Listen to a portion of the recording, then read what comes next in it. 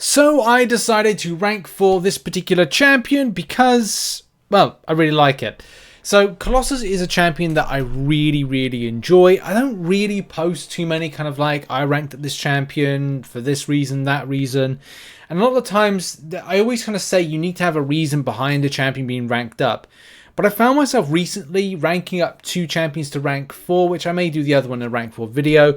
That second champion was a classic champion, which is a champion I personally like, which is Angela. A champion that I decided to bring up and also put higher signature. I don't know if I'll go down the route of 200 signature at any stage with that one, but yeah, that's another story for another day. And the same thing with Colossus. There's a lot of champions I would like to 200 signature. I think Iceman is definitely one of them. That's another champion I rank for, but I think I did a video on the champion. But this is all about having Colossus. Now, Colossus' signature ability is whenever one of Colossus' immunities protects him from an effect, he has a 43.75% chance to gain armor up buff lasting 15 seconds. Colossus has a 36.75% chance of converting an expiring armor up buff into a permanent one, which can be very handy in those like long haul fights. There's a lot of things that this champion does, and I recently have been using him in just some like randomly occurring content. He becomes a quintessential part of my grind in Thronebreaker difficulty, and I'm sure this champion will be one of those benchmark champions that I'll use in different content. It's not just exclusive to that, it's just a case of like, I really do enjoy this champion.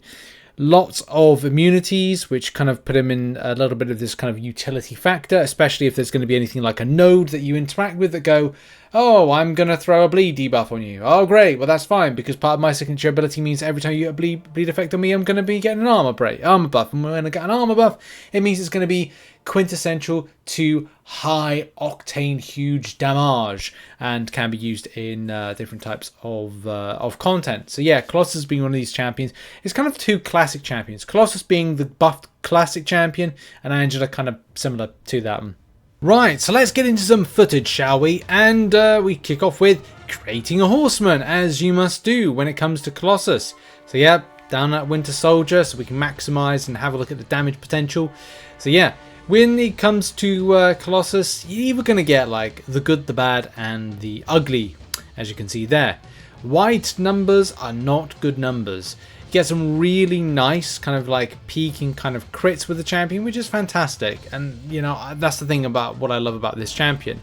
We're going to go with some suicide masteries in a minute, but there I was like, oh dear, that's not good when it comes to the unstoppable. But look, you want to see those numbers. It's the build up, it's the parry heavy, it's the parry heavy kind of like SP2.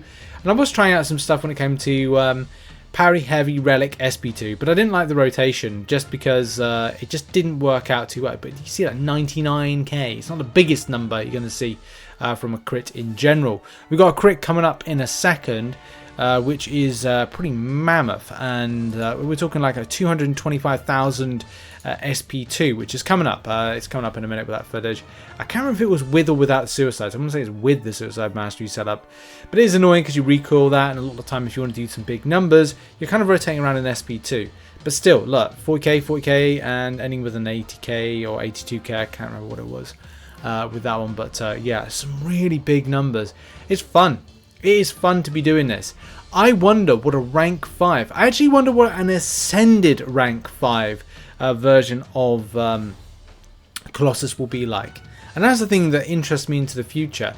But I can't remember whether or not like he was close, wasn't he, to be in the Titan Crystal? Whether or not he'll be a champion in the future that will be added. Like, that would be really exciting. I'm interested to see like what the new champions are going to be put into the pool of 7-star champions. I'm considering like saving my 7-star shards, but we'll have to see. Like, I don't know you know, when the pool's going to be changed. I hope it's soon, but we'll have to see.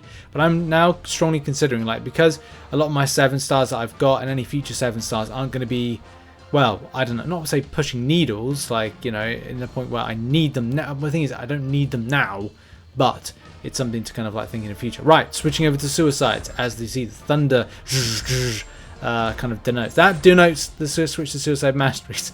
I could do it in the most eloquent way possible. If I had time, I'd kind of put something with After Effects together, but I don't have the time at the moment to be doing that. But I will do some stuff in the future with After Effects, as I've been learning and doing a lot more with that. There's a lot of stuff I kind of like don't really do on the channel, which I should really do as part of my career. But in any case, let's get into the action, focusing on what's happening here. And a big SP2 is what we want to see. I'm building up to it. I got Suicide Masteries, or kind of like building up to it. That again, this is the biggest point I want to mention about Colossus, is that you either get really lucky or really unlucky when it comes to stuff. You saw all those white numbers right there. That was just disappointing. Really disappointing and sad to see. You get some good stuff with the parry heavy and you're like, okay, great, I got a nice crit there, like a 40k, 50k I think. Like it's just nice when that happens. But the SP2 is where the damage is. And we're going to see that in a minute. Like I'm going to just kind of do, I think I'm going to go Relic SP2. Yeah, Relic. And then it's parry, and then not parry heavy, but it's straight to SP2. And again, more disappointment right there with the numbers. It's not going to be all like that, but I just want to make that kind of like clear to people. There is this kind of risk to reward.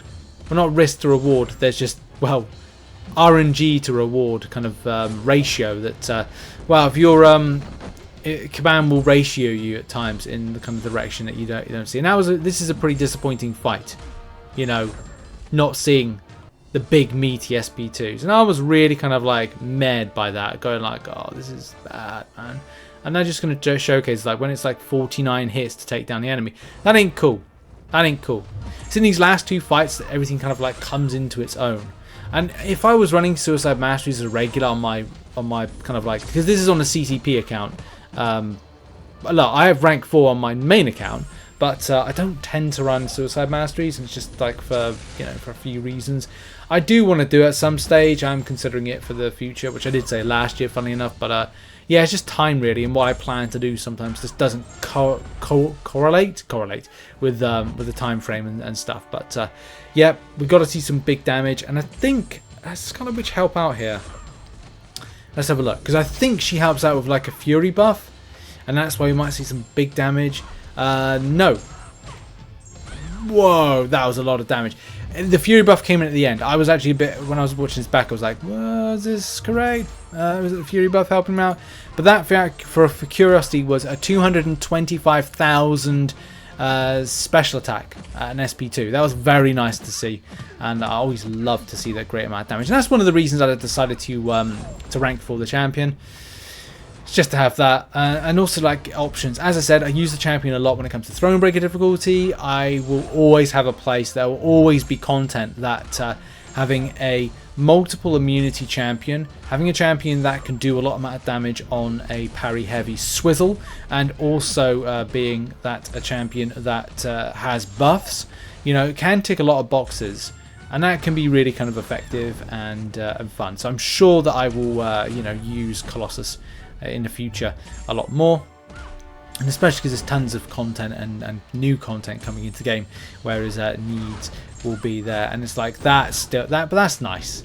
That's nice. That's still a huge amount of special attack damage right there. I'm telling you that. Like, it's fun.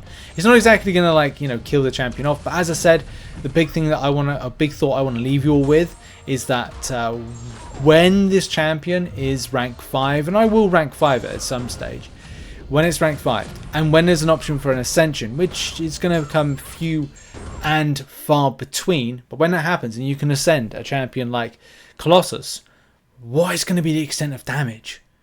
The same thing, you know, when the likes of Bishop, I've got a rank 1 7-star Bishop, and the damage he can do is pretty insane. But what about a rank 5 6-star ascended version? That's going to be pretty incredible. There's a lot of champions exactly the same, like Kitty Pryde, etc. like that. Yeah, excited for the future with that one. And yeah, I am pretty happy with ranking up my Colossus. And yeah, love the damage that he can do. And that's been the video. Thank you very much for watching. And check out some other content located on screen right now. Have a lovely day, and bye-bye.